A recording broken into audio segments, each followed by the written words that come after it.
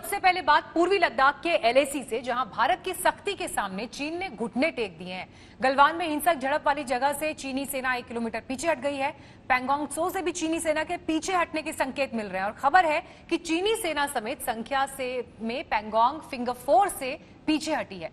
Finger 4 ridge line में चीनी सेना ने अपने कुछ निर्माण कार्य भी श्वेता ध्वस्त कर दिए हैं। बिल्कुल, और यही सबसे बड़ी खबर इस वक्त की है जिसको हम आगे बढ़ाएंगे। आपको बता दें कि पूर्वी लद्दाख में एलएसी पर जारी तनाव को कम करने में राष्ट्रीय सुरक्षा सलाहकार अजीत डोभाल की बड़ी भूमिका सामने आ रही है। डोभाल ने चीन के विदेश मंत्री वोंग यी के साथ रविवार को वीडियो कॉलिंग की थी, जिसके बाद उन्होंने बातचीत की थी। दोनों के बीच शांति बहाल करने पर एक लंबी बातचीत हुई। साथ ही काम करने पर भी चर्चा हुई है, यानी कि चीन और भारत साथ में मिलकर काम करें, इस पर भी बातचीत हुई है। डोभाल और चीन के विदेश मंत्री वोंग यी ने इस बात पर चर्चा की है कि भविष्य में गलवान जैसी हिंसक झड़प ना हो। तो ये जो बड़ी खबर सामने आई है चीन के पीछे हटने की, ये जो खबर आ रही है उसमें बताया जा रहा है कि चीन ने अपने टेंट्स हटा लिए हैं, अपनी गाड़ी और अपने फौजियों के साथ वो पीछे 1 किलोमीटर तक हट चुका है।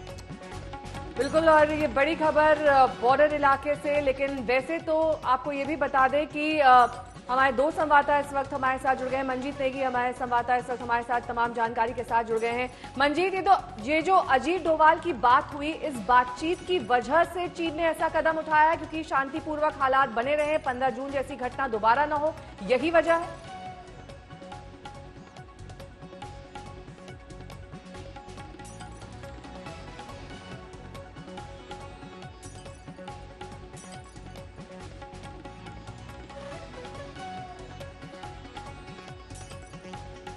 मंजीत, आपको मेरी आवाज मिल रही है?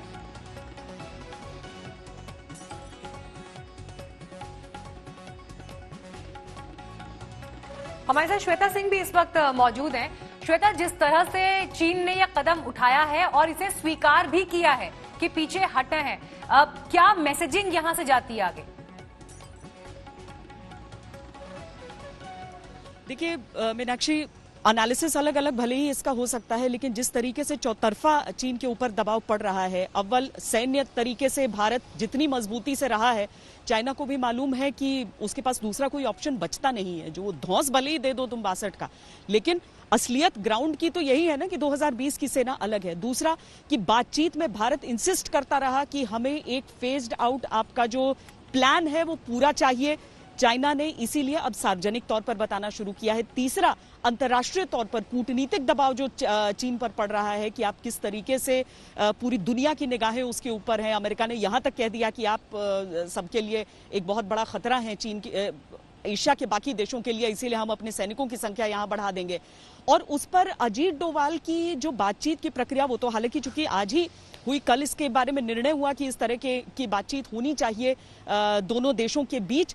अजीत डोभाल इस चीज के लिए जाने जाते रहे हैं कि वो कठिन से कठिन परिस्थितियों में से किस तरीके से एक रास्ता निकाल कर ले आते हैं।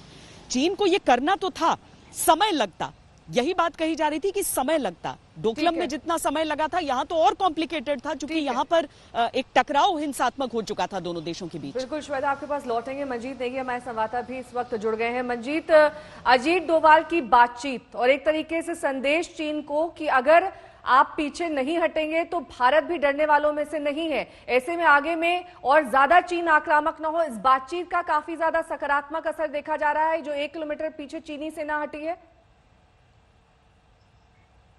नेहा, एक तरह से भारत ने चौतरफा दबाव बनाया है जिसका नतीजा आज देखने को मिल रहा है कि गलवान में 1 से 2 किलोमीटर चीनी सेना के कुछ टेंट और कुछ सैनिक हटे हैं, लेकिन अभी भी पूरी तरह से चीन पर भरोसा नहीं किया जा सकता। इसीलिए इस वक्त मैं नीमू में मौजूद हैं जहां पर प्रधानमंत्री नरेंद्र मोदी पहुंचे थे सैनिकों के बीच। और यहाँ की बात की जाए तो सेना की तैयारी में कहीं कोई कमी नहीं है, वायुसेना की तैयारी में कोई कमी नहीं है, क्योंकि 15 जून की जो घटना हुई उसके बाद से भारत एक तरह से फूक फूक कर कदम रख रहा है और कोशिशें दोनों स्तर पर हो रही है। सैन्य स्तर पर यहाँ पर 14 कोर कमांडर के स्तर पर बातचीत चल रही है और दूसरी तरफ से जो राष्ट्रीय सुरक्षा सलाहकार है अजीत डोभाल, उनके काउंटर पार्ट से, क्योंकि वो बाउंड्री टॉक्स को लेकर एक जो मैकेनिज्म बना हुआ है दोनों देशों के बीच में, उसके तहत वो लगातार बातचीत करते रहते हैं। उसी कड़ी में ये बातचीत हुई है जिसकी जानकारी इस वक्त मिली है।